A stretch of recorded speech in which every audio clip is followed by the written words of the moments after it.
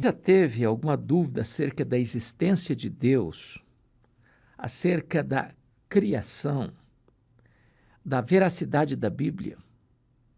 O que você tem a dizer sobre a teoria da evolução e criacionismo? Eu sou Hernandes Dias Lopes.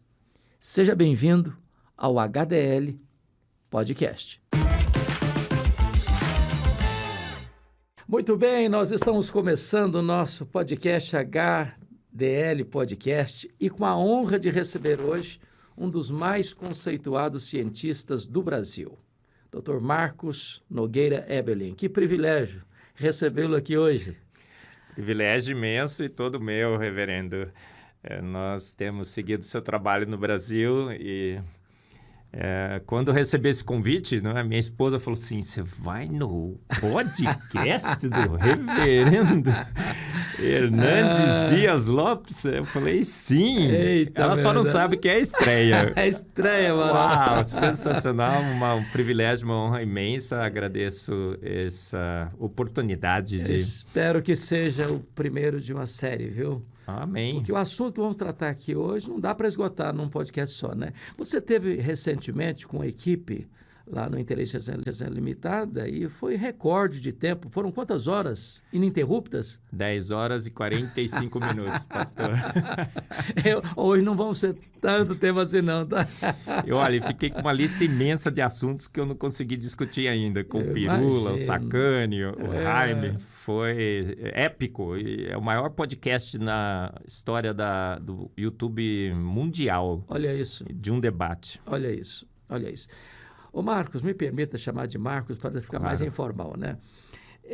Quando que você teve esse despertamento, esse interesse para estudar química, já que você é um bacharel, um doutor, um pós-doutor nesta área? Como é que começou essa história na sua vida?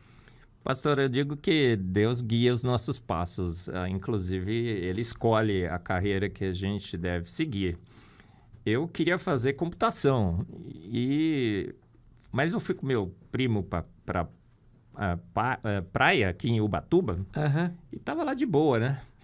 Aí, quando eu cheguei em Campinas, falei, agora eu vou fazer o meu vestibulando para o curso técnico de computação. Liguei para lá e ele falou assim, tá fechado.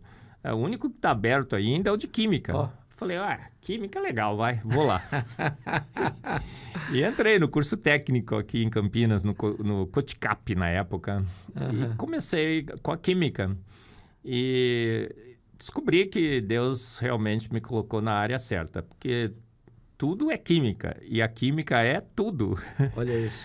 Praticamente tudo na ciência gira em torno de átomos, moléculas, bioquímica, biologia, química. Cosmologia é um processo químico, o universo é químico, ele se estrutura quimicamente. Então, Deus me guiou, eu entrei na química com um propósito. Acho que eu sempre falo, a evolução espera que você não saiba química. Tem que ter muito evolucionista, né, pastor? Fora e dentro das nossas igrejas. Então, pessoal, olha, se você sabe química como eu, que Deus me deu esse privilégio de saber, ninguém compra a evolução. Interessante. E você fez o seu bacharelado aqui, depois o seu doutorado aqui em Campinas, e depois disso você foi para fora? Sim, olha, pastor, quando eu fui fazer o vestibular, eu era membro da primeira Igreja Batista de Campinas. E o primeiro dia do vestibular era num domingo. Sei. Aí eu desci a Andrade Neves, quem está nos ouvindo aqui de Campinas sabe, né? E fui para a rodoviária pegar o ônibus. E eu fiquei parado lá e o ônibus não vinha.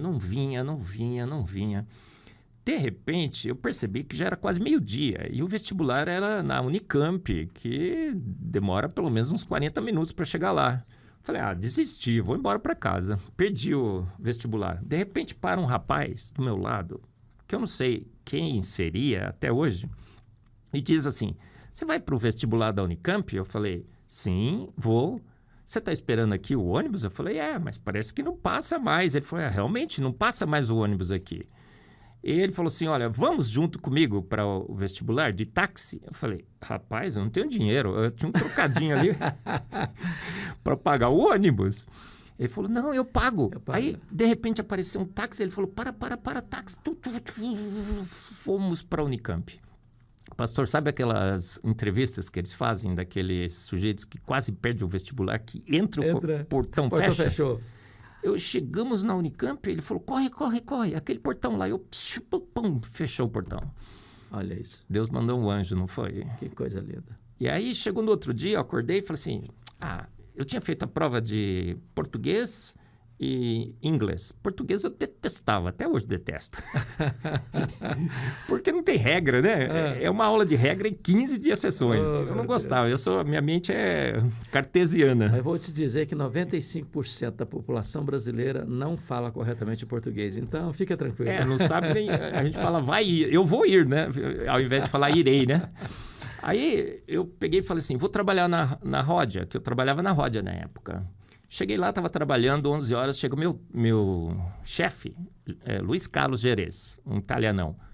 Marcos, o que você está fazendo aqui? Eu falei, estou trabalhando, Gerês. Ele falou, você não ia fazer o vestibular? Eu falei, como é que você sabe, Gerês? Eu não contei para o meu chefe, né? A gente não contava para o chefe que ia fazer o vestibular, né? Ele, estou sabendo. Mas por que você não foi fazer?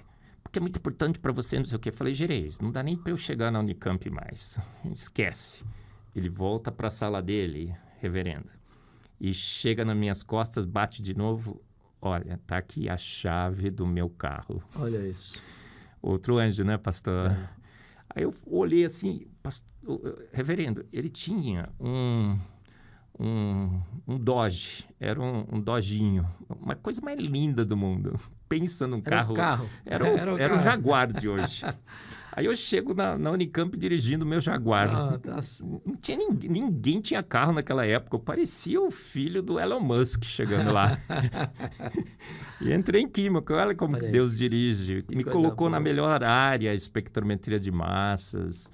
Eu conto nos meus livros, né, os milagres que Deus fez para que eu me tornasse um químico. Fala em livros, você tem vários livros publicados e muitos artigos publicados nas mais importantes revistas de ciência do Brasil e do mundo. Como é que foi isso, seu gosto também para escrever e compartilhar o seu conhecimento? Olha, eu comecei, pastor, trabalhando com espectrometria de massas, que é uma área em ciências que, quando eu comecei a trabalhar, era o patinho feio da ciência. Ninguém queria fazer espectrometria de massas, que era uma área extremamente limitada. Mas Deus dirigindo de novo. Quando eu começo a trabalhar com espectrometria de massas, passa alguns anos, há uma revolução na área. E um dos grandes cientistas que fez essa revolução ganhou um prêmio Nobel, John Fein. E o patinho feio se transforma num lindo cisne. Olha isso.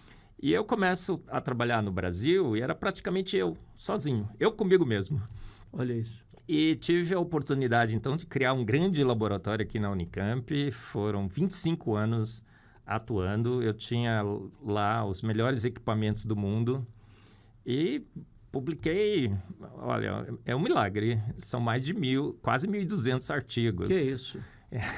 Fantástico. Eu acho que só perco por número de livros que o senhor escreveu, pastor.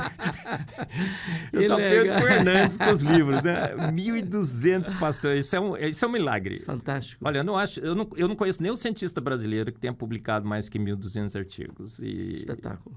É Deus guiando, porque eu não faria isso, né? Eu sou... pó, e ao pó voltarei. Eu digo que eu sou apenas um rapaz latino-americano. Conhece a música, pastor? Conheço. Sem parentes importantes, sem dinheiro no banco e vindo da zona de transição. Porque Campinas, né? Deve ter muito campineiro aqui, né? Todo mundo sabe que Campinas não é interior, é zona de transição. Vamos deixar bem estabelecido aqui, né? E você não é torcedor da macaca, hein? Macaca querida. Amor ágape, sem recompensas, né, pastor? Mas um dia você vai ser campeão, pode ficar tranquilo. Mas o meu primo acaba de ganhar um título pela Ponte Preta. É o Marco Antônio Eberlin, né? Que eles falam um pouquinho diferente. Ele ganhou. Foi campeão da 2ª divisão do Campeonato Paulista. Já é alguma coisa. Mas, Marcos, eu escutei há pouco tempo uma mãe dizer assim, uma pessoa que eu conheço. Olha, meus filhos agora entraram na universidade. Eles cresceram. Eles não acreditam mais nessas histórias da carochinha que a Bíblia ensina, Adão e Eva, dilúvio, né? Como é que é esse negócio de você ser um cientista hoje, graças a Deus, tão reconhecido e ser crente ao mesmo tempo? A Bíblia e a ciência coexistem? Reverendo, não só coexistem, mas tem um casamento, uma harmonia perfeita, perfeita. Eu tenho um podcast, é o terceiro melhor do Brasil, né? Porque o primeiro melhor podcast do Brasil é o Arivalcast, né? Que é o meu pastor titular. O segundo melhor podcast... Eu vou concorrer com ele agora. O segundo melhor é o HDL. E o terceiro é o meu, né? Claro. É a Bíblia e a Ciência. É um podcast em que um cientista ousa anunciar que é a Bíblia que tem autoridade sobre a ciência e não a ciência sobre a Bíblia. Eu digo nesse podcast, a gente já tem mais de 150 episódios gravados, mostro claramente como que boa ciência se encontra na palavra de Deus, pastor. Boa ciência se encontra na palavra de Deus. Ciência infalível. Ciência revelada pelo autor e consumador da ciência. Uhum. O doutor Lehan, e nós estávamos conversando nos bastidores agora há pouco, eu li uma frase dele que nunca me esqueci. E eu memorizei essa frase. E ela tem sido um lema para mim, quando ele diz o seguinte, que a ciência corretamente entendida e a Bíblia corretamente interpretada nunca entram em rota de colisão porque ambas têm o mesmo ator. Você concorda com essa frase? Absolutamente, concordo plenamente. O que a gente vê na palavra de Deus, que ela dá uma descrição absolutamente precisa e exata de como o universo foi formado. A palavra de Deus fala em Salmos 33:9, porque ele ordenou e imediatamente, quando a gente vai ver a palavra em hebraico, a gente sabe que aquele logo ali não é um logo lentinho, né, pastor? Uhum. Imediatamente o universo foi formado. Em Salmos 33:6, ele diz que ele soprou o universo com o sopro de sua boca. Pela fé entendemos que pela palavra de Deus os mundos foram criados. A gente vai agora ver as fotos do James Webb, do telescópio da NASA. A foto veio com o universo se formando pronto. Ele está prontinho, estruturado, as galáxias estão massivas, todas com as suas formas já definidas, cheias de buracos negros já supermassivos no centro. Todos os elementos da tabela periódica já estão nessas estrelas, nessas galáxias. Boa ciência confirmando a palavra de Deus. Então eu digo, se você estuda a Bíblia de Gênesis 1:1 a Apocalipse 22:21, acertei os capítulos e os... Acho que sim, né, pastor? Você sabe mais ciência que a ciência desse mundo, porque a ciência desse mundo diz que Dino, com vontade de voar, virou canário, que urso nadando de boca aberta virou baleia, que o nada pegou o nada para nada, por nada e... Pum, virou tudo. Virou tudo, pastor. Olha só. A boa ciência se encontra na palavra de Deus, porque a ciência revelada pelo autor e consumador da ciência. Quem foi a única testemunha ocular da criação do mundo? Deus. A gente diz, né, que em ciência do passado, os melhores relatos são feitos pelas testemunhas oculares. A testemunha ocular foi Deus que fez. Ele disse, olha, eu fiz pronto. Então... Um jovem cristão, por exemplo, que pleiteia entrar num curso universitário, e nós estávamos conversando agora há pouco, e você disse que a estatística é assombrosa, de que 2/3 dos jovens cristãos que entram na universidade acabam esfriando na fé ou perdendo a fé. Um jovem cristão, ele precisa ter uma espécie de complexo de inferioridade ao entrar numa sala, discutindo os assuntos, escutando um professor evolucionista, ou ele pode, ancorado na Bíblia, ter argumentos suficientes para refutar aquelas teorias que são despejadas em cima dele? Essa pergunta merece umas 2 horas de resposta, reverendo. Vamos lá. Olha, não só pode... O que o jovem cristão deve fazer hoje? Normalmente, eu digo que as universidades se tornaram a catedral do naturalismo. Uhum. E elas estão prontas para doutrinar os nossos filhos. Elas foram treinadas para doutrinar as gerações ali. Uhum. E estão esperando os filhos dos cristãos chegarem lá. E se você já não é cristão, você só vai ser fortalecido o seu ateísmo. Mas se você é cristão, o professor de biologia chega na sala, reverendo, e fala assim, quem ainda aqui ousa crer em Deus, porque a minha missão nesse semestre é desconstruir a sua fé em Deus. Está parecendo o filme Deus Não Está Morto? Exatamente. Eu não tenho dúvida nenhuma que as universidades hoje se tornaram centros de catequização no naturalismo.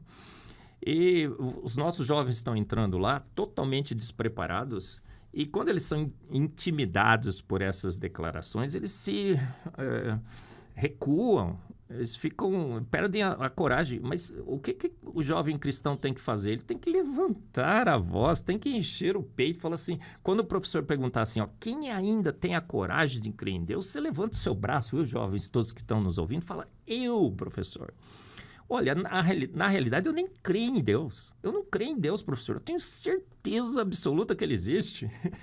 Porque nós estamos atolados, afogados, abarrotados de evidências que Deus existe, professor. Olha só o James Webb, olha a Eva mitocondrial, olha o Adão Y, olha só as nossas... Vamos fazer a conta no nosso genoma. A gente está acumulando de 50 a 100 mutações deletérias por geração. Fomos calcular o número de mutações deletérias, professor. Deu 6.000 anos. Como é que o senhor explica isso? Como é que o senhor explica a foto do James Webb com o universo pronto? Então, garotada, você está com a arma na mão. A gente só precisa treinar um pouco melhor os nossos jovens, pastor. Onde você acha que está essa deficiência de não preparar a nossa juventude? Com os pastores, com a liderança da igreja? O que se pode fazer para reparar essa deficiência? Eu acho que sim, as lideranças e os pastores tiveram a impressão de que deveriam nas igrejas ensinar teologia. Igreja é lugar de ensinar teologia, ensinar a palavra de Deus. E isto bastaria. Mas não basta mais. Acho que por um tempo até que poderia ser suficiente. Mas hoje nós temos um embate, que é um embate filosófico, teológico e científico. Uhum. E a Bíblia diz, estais sempre prontos a dar a razão da sua esperança. Exatamente. A fé é o firme fundamento. Então, o jovem tem que estar preparado. Eu acho que os pastores, os líderes, têm que perceber que jogar os nossos jovens ali sem nenhum preparo... alguém já me disse isso. Você entrega os seus jovens para ser doutrinado por romanos por 6, 7, 8 anos e quer que ele ainda continue judeu. Há uma questão muito complexa hoje, por exemplo, nos seminários, alguns seminários até tomados pelo liberalismo, dizem que Gênesis 1, 2 e 3 é uma metáfora, que não é um registro histórico e que Adão e Eva não existiram. Que resposta você daria a uma colocação dessa? É péssima teologia, com péssima filosofia, com péssima ciência, Pronto. pastor. Meu sangue ucraniano e russo e alemão, quando o senhor faz essa pergunta, ele entra em ebulição.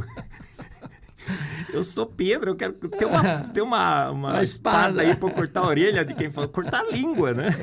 De quem falou isso, pastor? Olha, Adão.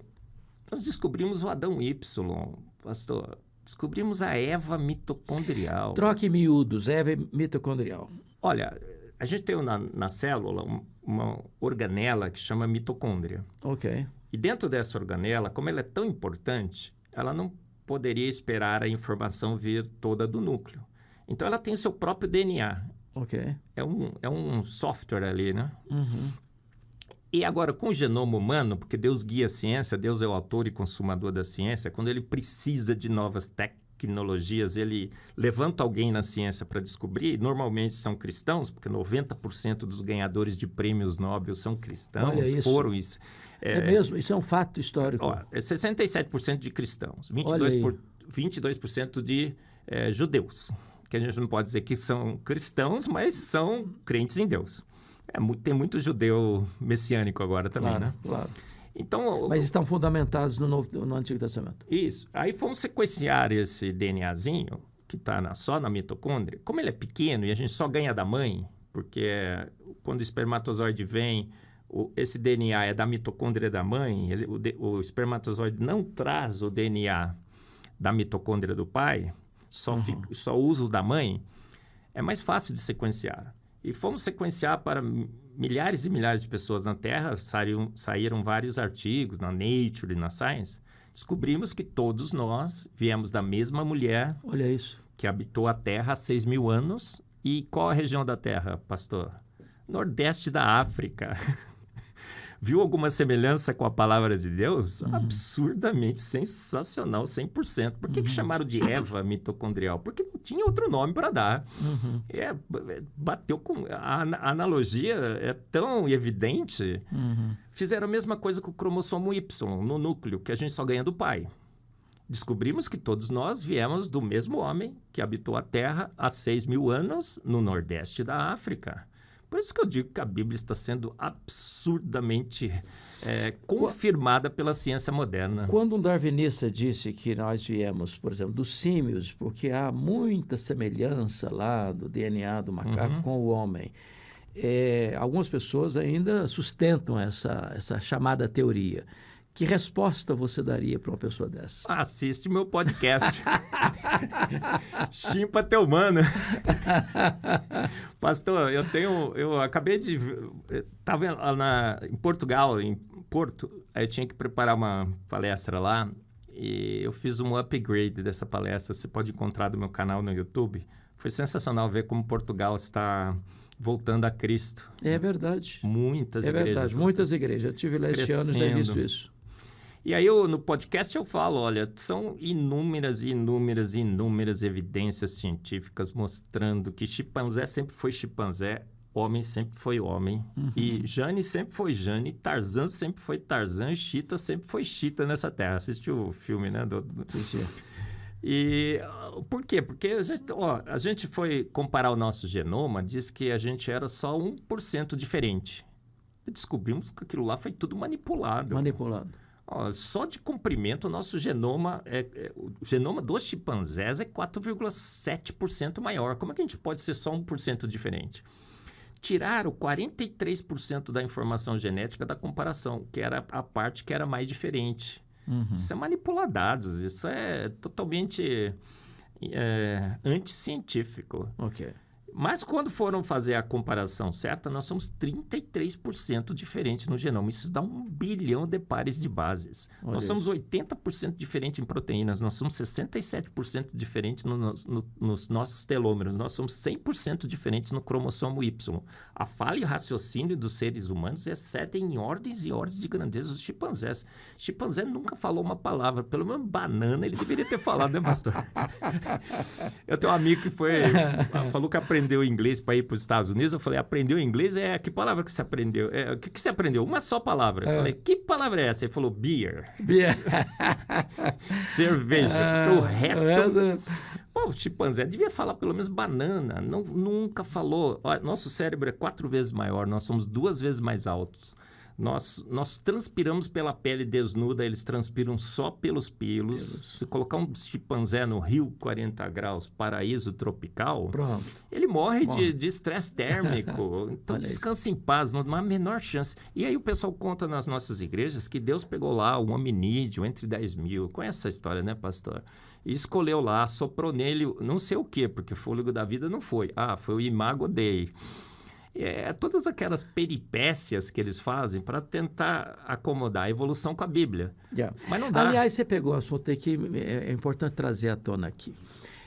Francis Collins, o pai do Projeto Senoma, no seu livro Linguagem de Deus, tentando fazer uma espécie de casamento entre Cristo e Darwin, diz que não, na verdade, Deus criou o universo, mas foi pelo processo da evolução. E essa teoria do evolucionismo teísta acabou sendo abraçada por algumas pessoas, inclusive alguns chamados cristãos, teólogos cristãos. Qual a sua visão sobre isso? Às vezes eu chego nas igrejas, né, o pessoal fala assim, o Francis Collins, professor. Enche a boca. Aí eu tremo, né, pastor? O reverendo falou, o que eu vou falar agora, né? Porque eu acho que ele fez um grande desserviço para a igreja. Desculpa aí, Francis, mas você fez. Tentando casar Deus com Darwin. São incasáveis. São temas totalmente opostos. Não há a menor chance de você casar Darwin com Deus. Porque Darwin... Olha, quando que você casa Darwin com Deus, você mata a evolução e mata Deus. Porque a evolução é um processo não guiado. Como é que você pode pôr um guia para guiar um processo não guiado? É totalmente inconsistente e incoerente. Deus é que nem o cara do Bamerindos, né, pastor? Lembra da propaganda? Eu não tinha nascido ainda, não. Fala. Nós temos da mesma geração aí. Eu sei. É aquela propaganda do Bamerindos. Gente que faz bem feito. Deus não é o Deus do devagarinho, pastor. Jesus, quando falou para Lázaro sai para fora, quanto tempo demorou, pastor? Cara, é na hora. Por que ele falou Lázaro sai para fora? Porque se ele falasse sai para fora, saía todo mundo. A palavra de Deus tem poder e o poder e a ação é imediata. Deus não é o Deus do devagarinho. Deus fez pronto pelo poder único exclusivo da sua palavra. Então, esse casamento que o Francis Collins tentou fazer é totalmente espúrio. Espúrio. Espúrio. É um concubinato espúrio. Não há possibilidade alguma. É casar luz com trevas. É fazer solução de água e óleo. O livro do Charles Darwin, A Origem das Espécies, lançado em Londres em 1859, tem vários verbos, chega a quase 800 verbos no futuro do subjuntivo. Suponhamos. Sim. A teoria da evolução é apenas uma suposição? Absolutamente certo, pastor. Alguns dizem assim, olha, a teoria da evolução é uma mera teoria. Não, nunca Nem teoria é. Ela não alcançou o status de teoria. Ela é uma mera suposição. Você lê o livro inteirinho do Charles Darwin, como eu li, todo mundo do design inteligente leu, muitos acreditam na evolução piamente, inclusive dentro das nossas igrejas, mas nunca leram o livro A Origem das Espécies. É como você falar mal da Bíblia e nunca ter lido a Bíblia. Quando você vai ler o livro, você percebe que Charles Darwin não tem sequer uma única evidência científica. Ele diz, eu acho, né? Como muito bem falou sobre o tempo dos verbos que ele usa, eu acho que modificações ao longo de milhões de anos sofisticaram a vida. E eu acho que eu tenho um grande problema. O registro fóssil, por exemplo, não mostra as formas transicionais, mas as evidências virão no futuro. Bisbilhotaremos o registro fóssil e encontraremos as formas transicionais. Descobriremos qual foi esse processo de modificação e descobriremos que a Terra tem milhões e milhões de anos. Reverendo, passaram-se mais de 150 anos. O que acontece hoje no registro fóssil? Stephen Jay Gould, um dos maiores paleontólogos de todos os tempos, disse, cara, isso não se vê nas rochas. A gente só vê os nódulos, os extremos. A gente vê chimpanzé, a gente vê humano, mas nunca foi encontrado sequer uma forma transicional. As modificações que Darwin sugeriu são as mutações. Mutações são defeitos, e defeitos causam defeitos. Os milhões e milhões de anos, hoje a gente já sabe que o universo é jovem. As fotos do James Webb deixaram muito claro. A vida na Terra é jovem, a Eva mitocondrial, o Adão Y. Então, foram-se as mutações, foram-se os milhões de anos. A seleção natural, ela só ceifa o mais debilitado. Ela não preserva o mais apto. Na pandemia... tá todo mundo vivo aqui, né, pastor? Você tá vivo aí? Espero. Esse cara ali... Tem uns caras meio parecendo que tá meio só meio vivo, mas tudo bem. Aquele ali parece meio zumbi, né, pastor? A Paquita ali tá viva também? Tá vivo. Por que nós escapamos da pandemia? Alguém desenvolveu um novo sistema imunológico? Um novo filtro? Para filtrar o ar, não precisa nem mais usar máscara? Absolutamente não. A gente só escapou porque a gente é menos debilitado. Quem foi ceifado na pandemia? Os que tinham mais comorbidades, infelizmente, não é? Muitos dos nossos familiares. Então, a seleção natural na pandemia mostrou o que ela sempre fez e sempre fará. Ela ceifa o mais debilitado. Ela nunca... eu brinco. Se você precisar de asas para sobreviver... O que um bom cristão faria se ele precisa de asas para sobreviver?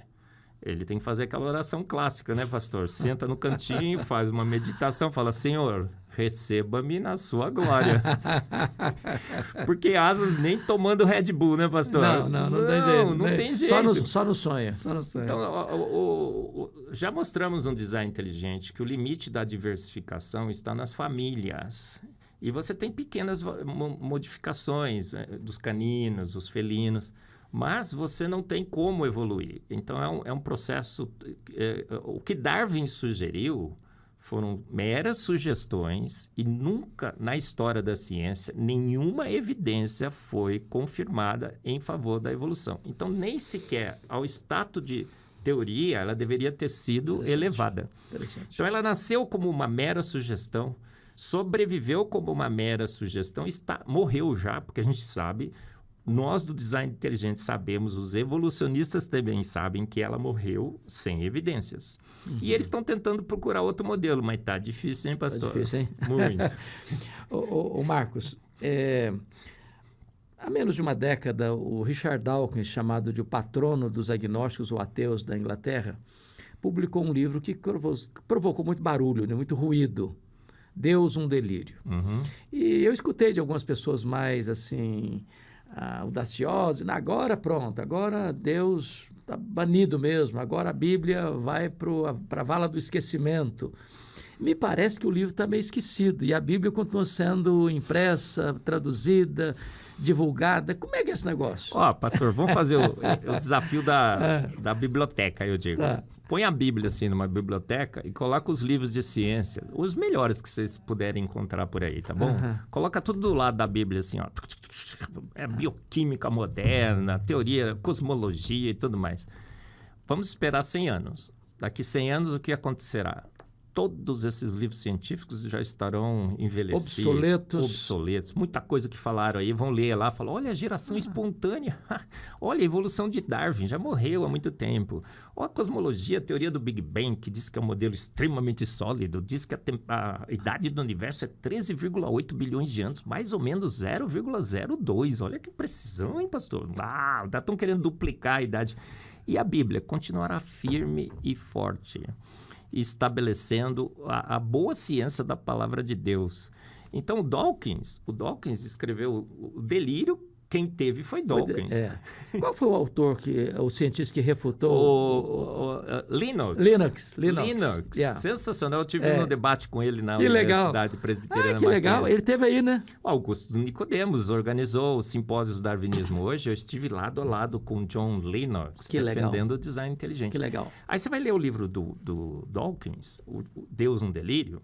Ele disse assim, se você não quiser ler o livro inteiro, leia só esse capítulo. Se não quiser ler o capítulo, leia só essa página. Se não quiser, ele fala isso. Se não quiser ler essa página, leia só esse parágrafo, que é o central do meu livro. Pastor, qual é a pergunta que o Dawkins faz, que ele acha que ele desbancou Deus? Desbancou Deus. Quem criou Deus? O senhor sabe muito bem, né, como bom conhecedor de filosofia, de lógica e tudo mais, que essa pergunta não se faz. Porque quando você pergunta quem criou Deus, você torna Deus um ser criado. Ser finito. E Deus, por definição, ele não pode ser criado, né? Senão ele não é Deus. Deus é a primeira causa não causada. A filosofia já contou tudo isso. A gente tem uma sequência de causas e efeitos e necessariamente nós temos que encontrar a primeira causa não causada. É Deus. Há uma frase nessa questão aí que é muito assim, interessante. Eu já repeti algumas vezes em sermões. É preciso ter mais fé para ser um ateu do que para ser um crente. Você, como cientista, concorda com essa frase? Não, discordo. Discorda? Sabe por quê? Explica para nós. Porque a fé que eles têm não é o tipo de fé que eu tenho, pastor. Nem a sua, nem de todos nós aqui. Porque nós temos uma fé plenamente racional. A Bíblia diz, estáis sempre prontos a dar razão da vossa esperança. E a fé, lá em Hebreus 11, é convicção e certeza. Certeza das coisas que se esperam. Por que eu tenho convicção de que Jesus vai voltar? Porque ele esteve entre nós, ele deu provas de que ele era Deus. Ele ressuscitou a Lázaro, ele deu vida aos mortos, ele curou os cegos de nascença, ele andou sobre as águas. Então, é nessa confiança que eu tenho num Deus que esteve entre nós e mostrou que ele era Deus, que eu posso ter certeza dos eventos futuros. Tá. Agora, o ateu creu que o nada, pegou o nada. E o que ele queria fazer com aquele nada? Nada, né? Mas ele pegou o nada para nada, por nada e bum, criou tudo. Que o urso nadando de boca aberta virou baleia. Darwin escreveu isso no seu livro. que processos naturais não guiados, sem intenção de fazer, fizeram um universo todo estruturado, finamente ajustado, 26 constantes universais. Fez uma vida baseada no melhor de todos os códigos, o código genético, totalmente arbitrário, CTA igual a valina. Um ser com livre arbítrio, porque Deus tem livre arbítrio, né, pastor? Yes. Ufa! Aliás, Deus... Ufa! Deus, ele é soberano e ele faz todas as coisas conforme o conselho da sua vontade. Amém. Então a gente não precisa entrar nessa treta aí, não, né? Não. Ele, com livre arbítrio, foi lá e fez. CTA igual a valina. Não tem forças naturais que linkam aquelas 3 bases ao aminoácido valina. Então não tem como, gente. Então é crer no impossível. George Wald, um bioquímico que ganhou o prêmio Nobel, disse assim, olha, eu sei que a evolução da vida é impossível, mas nós estamos aqui e eu acho que a gente evoluiu. Então eu creio na evolução. Então ele tem uma fé no impossível. A fé dos ateus é uma fé diferente da nossa. Não está embasada em fatos. Não, ela é a fé... Em suposições. É um desejo esperançoso. No caso, teria que definir o que é fé para ele. Não. Sim, então por isso que eu digo que precisa ter mais fé para ser ateu. Não, precisa ter um tipo de fé muito estranha. Excelente. Agora, eu estou vendo que você está usando uma camisa aí internacional, hein? Sim, olha... Fala um pouquinho da questão dos dinossauros. Os dinossauros existiram mesmo? É fantasia ou é verdade? Como é que é esse negócio? Tem crente que acha que dinossauro é de plástico, pastor. Então vamos reconverter essa turma aí? Vamos. Hernandes Dias Lopes e Marcos Eber estão dizendo que dinossauro existiu, gente. O senhor também concorda que eles existiram? Concordo, claro. E foram reais. A gente tem cemitérios e cemitérios de dinossauros ao redor do mundo. Ossos e mais ossos, ossos e mais ossos. Eu recentemente estive lá nos Estados Unidos, no Institute of Creation Research, um instituto sensacional, e comprei essa camiseta lá. Porque no podcast lá do Inteligência Limitada, eu defendi que os dinossauros de fato existiram, que eles foram extintos há poucos anos, milhares, não milhões, e que eram vegetarianos, né? Aí aumentaram lá. Falaram que eu falei que eles eram veganos. Mentira, pastor. Eu falei vegetariano. Mas tudo bem. Quem conta um conto, aumenta um ponto. Bom, aumentaram, mas tudo bem. Então, os dinossauros é uma outra grande evidência de que a vida na Terra é extremamente jovem. Ok. Encontraram um dinossauro encontraram um osso de dinossauro, isso é bem conhecido, a Mary Schweitzer, com tecido mole dentro, células sanguíneas, DNA intacto, colágeno, elástico e plástico. O colágeno é essa proteína que a gente tem na face, né, que evita as rugas e tudo mais. Você vai envelhecendo, ele vai perdendo a elasticidade.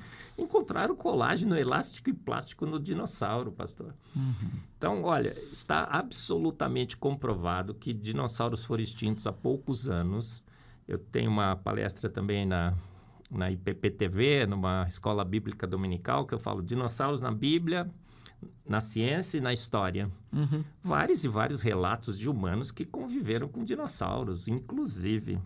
É uma grande evidência de que realmente a vida é jovem. E que Deus é um grande fã de dinossauro, porque em Jó 40:15, né, pastor? Deus fala para Jó, Jó, olha aquele bicho sensacional que eu fiz, né, o bimote. Aí ele descreve... O osso como tubo, né? Tubo de bronze e tal. Aí, o tradutor bíblico, quando pegou aquele bicho, pastor, como ele já tinha sido extinto, falou, que coisa é essa? Que raios que são esses, né? Ele pôs lá rinoceronte, hipopótamo, elefante. Não, hoje a gente sabe que aquilo é uma descrição de um braquiossauro. Em Jó 41, Deus gasta um capítulo inteiro da Bíblia descrevendo o Leviatã. E ele falou, olha que bicho maravilhoso. Cuspia fogo, inclusive. Exato. Aí o pessoal fala, nossa, mas professor, o senhor é herege, hein?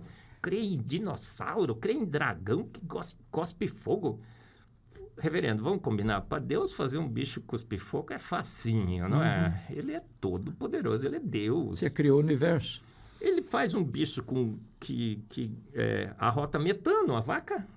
Era só por um sisteminha de ignição ali. Tem vagalume. Esse aqui, né, a capa do meu livro aqui, ó. Depois nós vamos falar dos livros, hein, Ó, gente?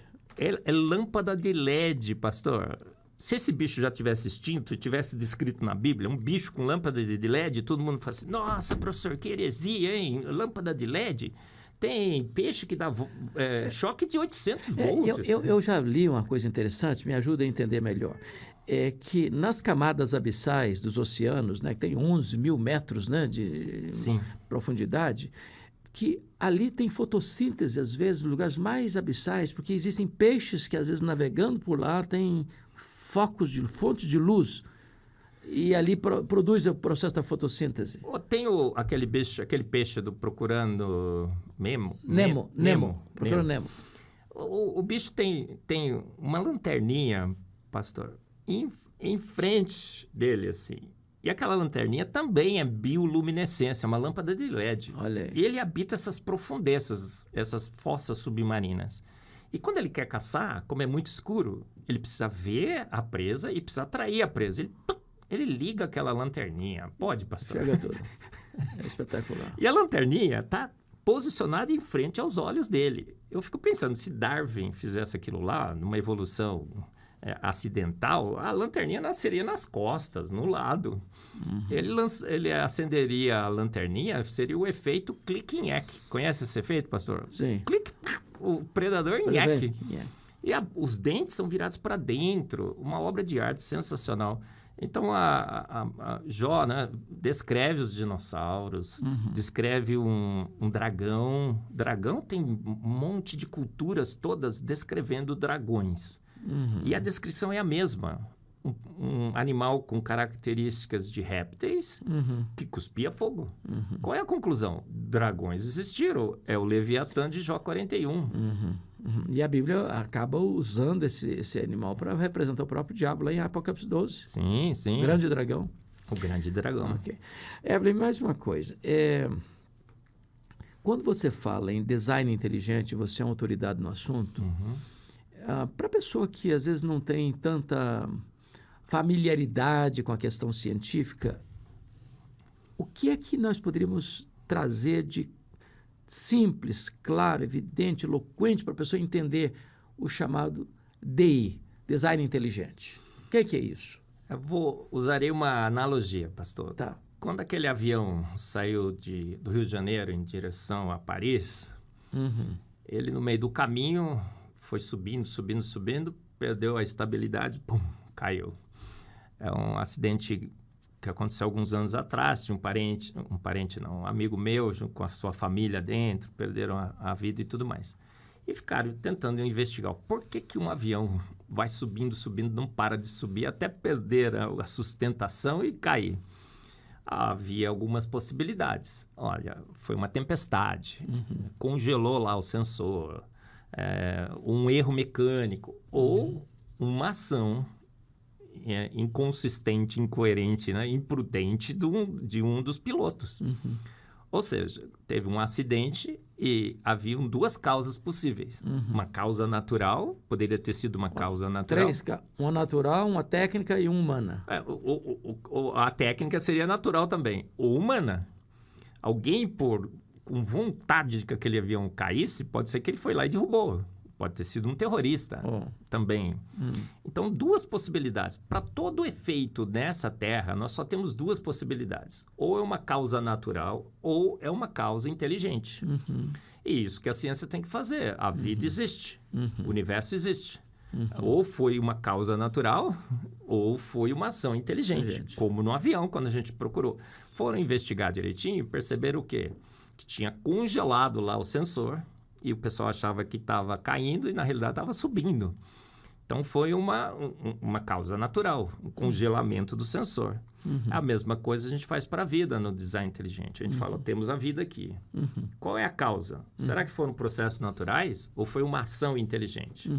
O design inteligente diz o seguinte, olhando todas as evidências, a gente percebe claramente que a vida, o universo e a Terra não são produtos de causas naturais. Uma ação inteligente fez o universo, fez a vida, fez a Terra e os fez prontos. E temos evidências na ciência para optarmos por essa causa inteligente. Uhum. E aí surge a teoria do design inteligente. Uhum. A teoria do design inteligente diz o quê? Que entre as duas causas possíveis para a origem do universo, da Terra e da vida, ao avaliar as evidências científicas, a gente percebeu que processos naturais não teriam poder de ter causado a vida e que uma ação inteligente tem sinais claríssimos dessa ação inteligente.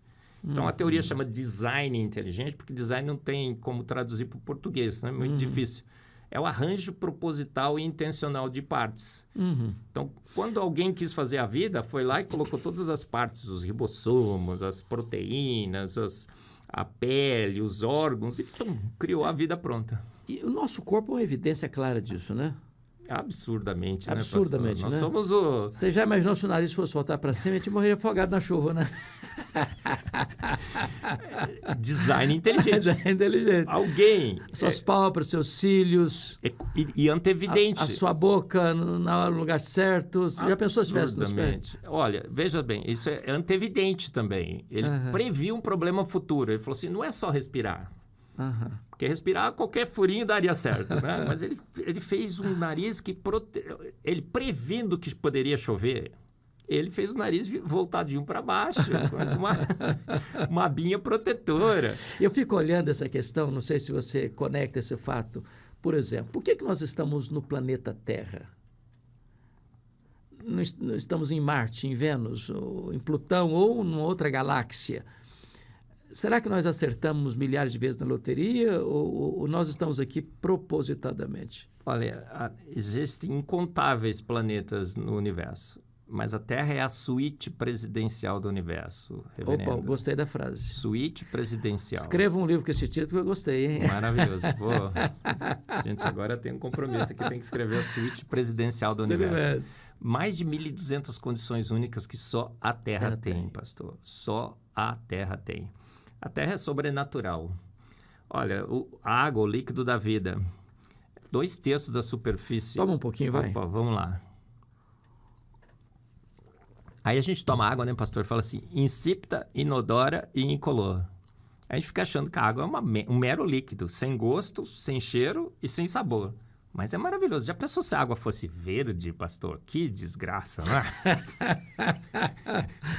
Guarani, pastor, meu Deus do céu, eu sabia que tinha um negócio. E tem o Palmeiras também do Arival, né? Coisa horrorosa, hein, pastor? Rapaz. Já pensou se ela fosse mal cheirosa? Ou se ela tivesse, inodora, insípida e incolor? Então, agora, ela tem 74 propriedades físico-químicas únicas que só a água tem. E ela 74? 74. Ixi, eu não sabia disso, não. E ela cobre 2/3 da superfície da Terra. E ela tem os seus 3 estados, líquido, vapor e sólido na Terra. O gelo flutua na água, não pode. A água faltou na aula de física, porque todo sólido afunda no seu líquido. É um líquido absolutamente sobrenatural. Tem um monte de milagre aqui. Por isso que eu digo, pastor, que não precisa nem colocar do lado da TV. Basta um copo d'água para provar a existência de Deus, é isso? É, porque tem gente que fala, coloca do lado da TV, que eu vou adicionar mais milagre. Já é um milagre em si. Já tem um monte, pastor. Não precisa nem mais, gente. Não precisa. Então, a Terra é absurdamente sensacional. Nós vivemos um planeta único. As assinaturas de Deus no universo, na vida, na Terra, são indesculpáveis. Deus assinou a sua obra. Ele põe lá, made by God. Agora, que tipo de assinatura foi essa? Foi charme, beleza, perfeição, a cor. Só os nossos olhos enxergam as cores da natureza. Sabia disso, pastor? É mesmo. O pavão, por exemplo, o Darwin disse que as pavoas escolhiam um pavão mais decorado, né? E ele colorido e tal. Que enxerga preto e branco. Seleção sexual. Foram perguntar para as pavoas, o que elas escolhiam no pavão. Qual foi a resposta? Será que as mulheres aqui, se entrar um garoto aqui todo apavoado, colorido, decorado, não é isso que as mulheres escolhem nos homens. A resposta foi acoustic sign, pastor. Que em bom português é boa cantada. Por isso que eu digo que tem tanto homem feio casado com mulher bonita. Aqueles dois são casados ali? Não, deixa eu ver. Não, é melhor você não entrar nessa área. Eles querem que você saia vivo daqui. Ah, maravilha. Pastor, mas você já viu muito homem feio casado com mulher bonita, meu né? Deus do céu. O cara que tem o quê? Boa cantada, pastor. Boa lábia. Ó, eu digo que, segundo Darwin, os feios não têm esperança. Não tem chance. Não, tudo preterido. Agora, segundo o design inteligente, há esperança para os feios, tá vendo? Então, as cores, a pavoa não enxerga as cores da cauda do pavão, pastor. Saiu um artigo recente que fizeram um estudo tal, ela enxerga assim... Lusco-fusco. Muito fosco. Quem enxerga? Nossos olhos. Nós temos nos nossos olhos, nós temos os sensores lá, né? Os cones, verde, vermelho e azul. Com essas 3 cones, nós enxergamos muito bem a luz do sol, que o sol emite, em verde, vermelho e azul. A gente vê luz branca porque combinado dá branco. Mas a gente consegue enxergar mais de 10 milhões de diferentes tonalidades de cor. E a gente vê todo o universo colorido, a terra colorida, as plantas coloridas, os pássaros coloridos. O show é para nós. Que bonito. Eu digo que Deus, no meu Evangelho de Marcos 1:1, o senhor já leu, reverendo?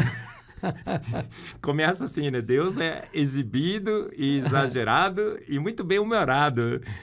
Ele se exagera, se exibe. Aliás, lá em Romanos 1:20, né? Os atributos de Deus. Invisíveis de Deus. Invisíveis de Deus. Mostram a existência dele. Seu eterno poder e divindade. Ele assina o quadro todo dia, no amanhecer, no entardecer, na flor, no sorriso de uma criança, nas coisas simples e grandes e complexas. São claramente vistos. Claramente vistos, assim, é evidente. É evidente demais. Você não está vendo, cabeção, né? É mais ou menos assim. Já passou pela sua cabeça essa pergunta? São tantas evidências, e por que no meio acadêmico, por exemplo, onde se estuda, onde se pesquisa, onde se perquire, onde se examina, ainda tem uma maioria de gente que nega essas evidências? Por quê? Qual a causa disso? Olha, não sei se é maioria, reverendo. Eu acho que eles fazem muito barulho. Mais barulho do que realidade? Não é a maioria. Eu acho que até hoje ainda não. Eu tenho muitos colegas que chegam no meu cantinho e falam assim, Marcos, super, só não posso ser igual a você, senão... Né? É mesmo? Muitos. Se acovardam. Mas eu não sei exatamente quanto é. Eu acho que a gente diz que quando o design inteligente se tornar a teoria, o novo paradigma sobre as nossas origens, e isso está prestes a acontecer, um monte de acadêmico vai falar assim, nossa, mas eu também defendi o design inteligente. Era evidente que era por design inteligente. Então, eu não acho que é a maioria. Mas o que aconteceu na academia, reverendo? Em 1859, quando Charles Darwin escreve seu livro, havia um movimento muito forte de desvincular a ciência de Deus. Eles não queriam que Deus mais colocasse seu pezinho lá. O iluminismo, o positivismo. E pela primeira vez na história da ciência, Darwin dá racionalidade ao ateísmo. Porque o ateísmo é uma loucura, é um delírio. Mas a teoria de Darwin aparentemente trouxe racionalidade. Não trouxe, porque nem teoria era. Era uma mera suposição. Mas eles falaram, não, agora a gente tem alguma coisa racional. Para pegar. Aí surge o Clube X, Huxley coordena o Clube X, ele começa a introduzir em todos os currículos de todas as disciplinas na Inglaterra a evolução, começa a dar prêmios para os evolucionistas e a ciência começa, então, a migrar para o naturalismo, o ateísmo, o evolucionismo. E isso foi sendo construído, ainda está sendo construído por 150 anos. Só que não contavam com a nossa astúcia, né? Da astúcia de Deus, né? Eu digo que Deus foi dando corda, pastor. Entendi. Foi dando corda. Mas quando ele puxa de vez, não é assim? A Bíblia diz que é assim. E aí Deus se cansou dessa história. E ele está recuperando para ele o que dele sempre foi, a ciência. Exato. Yeah. Ele falou, calma, chega, gente. Já essa brincadeira foi longe demais. Eu vou levantar grandes cientistas ao redor do mundo com grandes e grandes evidências de que fui eu que fiz. Ótimo. Ele falou, NASA, vai lançar um telescópio agora, tá? Lança aí. Minha tese é essa, Deus dirige a ciência. Amém. E ele falou, cientistas da NASA, vocês vão achar que vocês querem comprovar o Big Bang, mas na realidade vocês vão provar que a Bíblia tem razão. Mandam o James Webb tirar uma foto. O Robert Williams, o diretor do programa Hubble, quando ele tira a primeira foto com o Hubble, ele tinha 100 horas para tirar a foto que ele quisesse. Ele decide tirar essa foto que é conhecida hoje como Hubble Deep Field, a mais espetacular da história da ciência. Ele aponta o telescópio para um ponto escuro do universo. Aí os amigos dele falam assim, olha, qual era o nome dele? Robert Williams, Bob, você vai perder seu tempo. Porque essa foto vem luz do começo do universo, da Idade das Trevas, da Era das Trevas, Dark Ages. E não vai ter nada na foto, vai ter lá uma estrelinha, uma galaxiazinha qualquer. Ele fala, vou pagar pra ver. Da onde surge isso? Que loucura é essa? Você tirar uma foto, você tem 100 horas no telescópio mais caro do mundo. Fica imaginando quanto custariam essas 100 horas. E ele arrisca tirar uma foto que não vem nada, negro, não, uma foto preta qualquer, sem nenhuma informação. Ele tira a foto, vem a foto bonitinha, o universo todo estruturado. Aí vira as manchetes no mundo, pânico, desespero. Foi-se o Big Bang, mas se foi-se o Big Bang, foi toda a evolução. Se o universo é jovem, não teve tempo para evoluir o cosmos, não teve tempo para evoluir a química e a bioquímica. Aliás, me parece que o universo está num processo não de evolução, mas de involução. Fala um pouquinho sobre isso. Oh, Deus, quando termina a sua obra, diz o quê, pastor? Muito bom. Muito bom. Depois do muito bom de Deus, não tem como melhorar. Vamos combinar. Dá para fazer upgrade? Dá para fazer upgrade. Tem crente que é microevolucionista, pastor. Como é que é isso? Fica achando que processos naturais não guiados podiam melhorar a obra de Deus. Tem como? Um pouquinho, mas melhorou. Não tem, pastor. Não tem. Depois que terminou, é só ladeira abaixo. A gente está evoluindo. E a ciência prova isso. Prova? A gente está acumulando 50 a 100 mutações deletérias por geração. Todo filho é 1 a 2% pior que seu pai.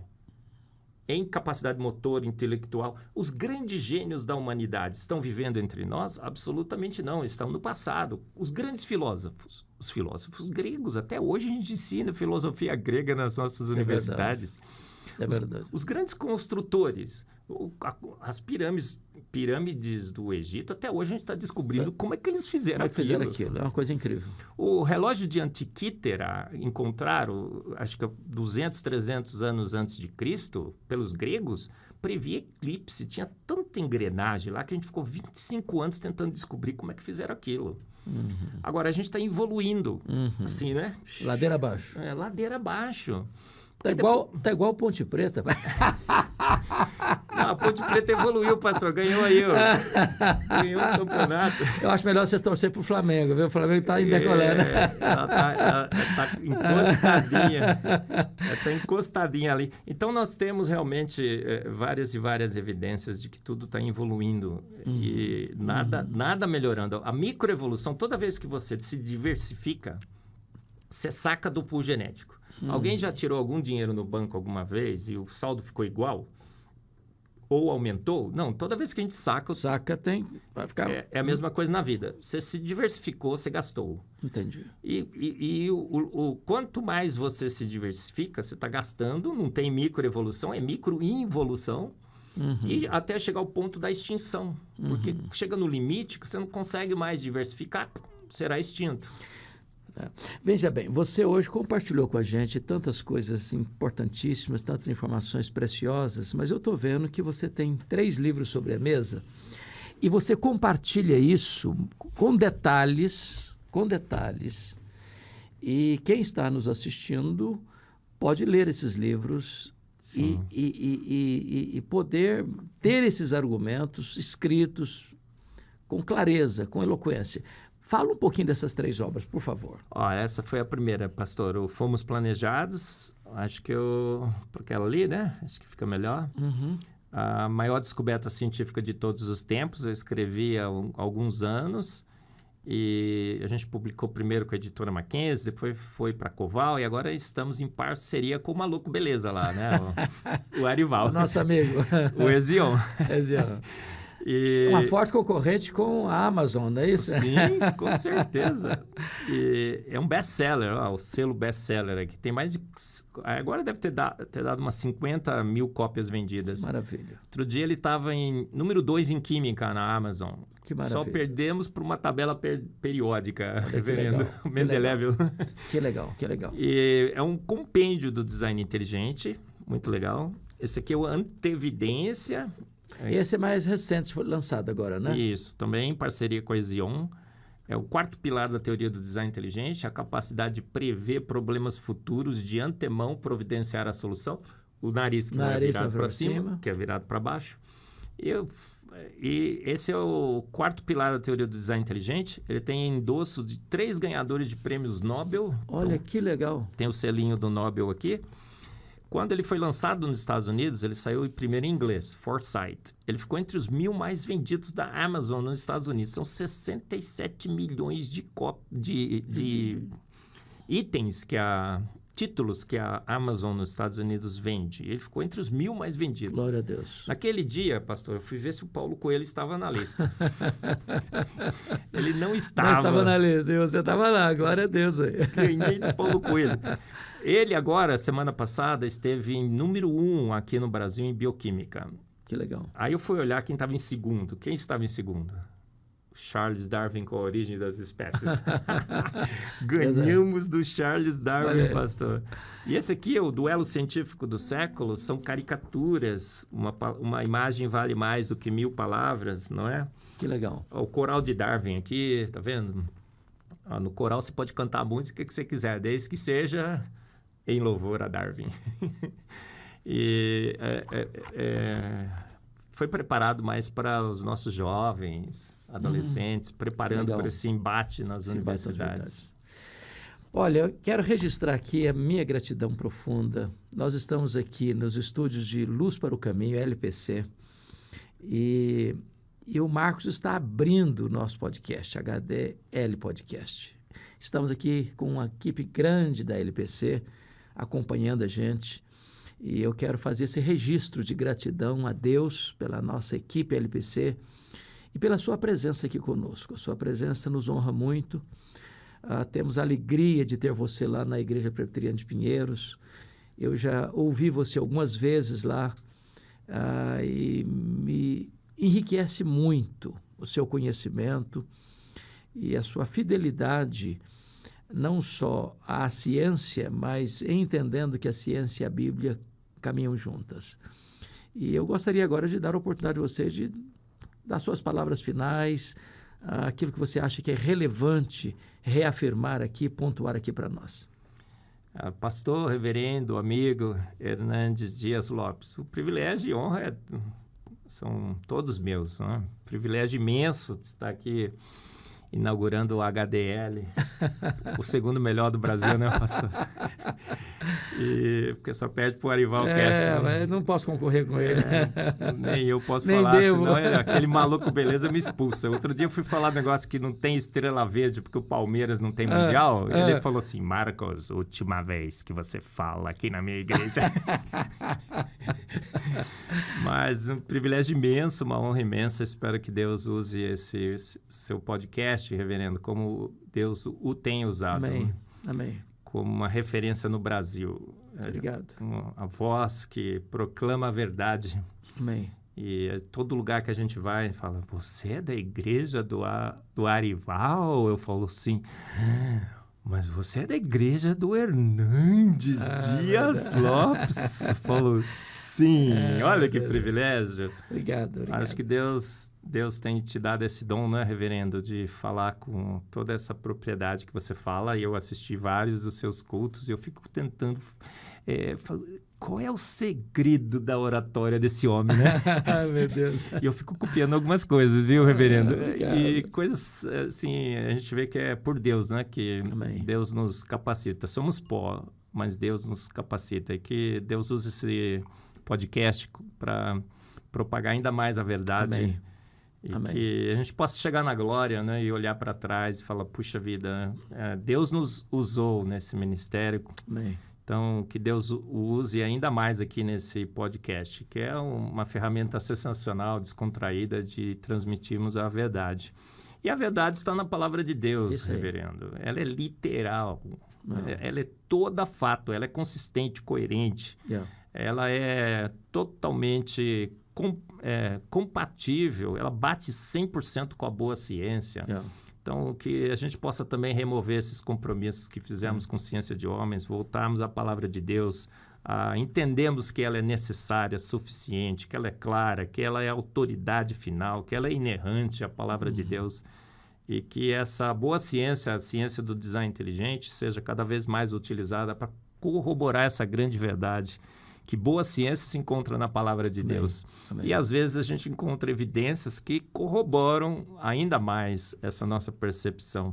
Então, jovens de todos do Brasil, olha, enche o peito, não é? Levante a voz. Glória a Deus. Seja o primeiro a levantar na sala de aula quando o professor fizer aquele bullying do naturalismo filosófico. Fala assim, eu, professor, não creio em Deus, eu tenho certeza absoluta. Por quê? Porque eu assisti o Hernandes Dias Lopes, porque eu aprendi teologia com ele, aprendi ciência com o professor Marcos Eberle. Pronto. E aí, professor, vai encarar? Vai encarar? Então, Deus tem dado, não é, ferramentas para os jovens combaterem as heresias desse mundo, e que você use esse escudo, não é? Escudo da palavra e a espada da ciência, que está do nosso lado. Muito obrigado, muito obrigado.